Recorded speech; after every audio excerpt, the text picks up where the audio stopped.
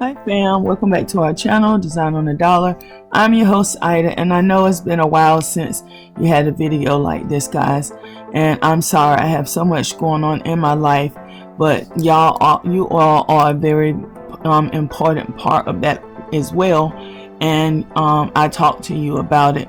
So today we're going to do these mirrored candle holders, and I'm not going to talk a lot. I'm just going to talk the first minute or so, and then I'll be out of your hair.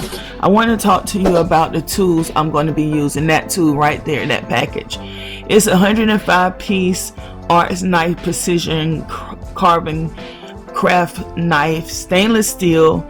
And it's good for scrapbooking, stenciling, of course DIYing, and it has all these different what you call those? It has a oh man, I can't even think of the name of them. It has a ruler in it. It has extra blades, and you see the blades are all different kinds, and X-Acto knives. You have 3 X-Acto knives in there, and you have a box cutter as well.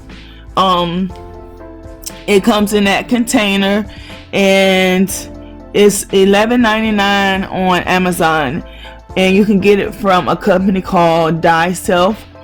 They have a 5-star rating, and I will leave a list down in the description box for this unique item. I think it would add great value to anybody's arsenal if they're a DIYer.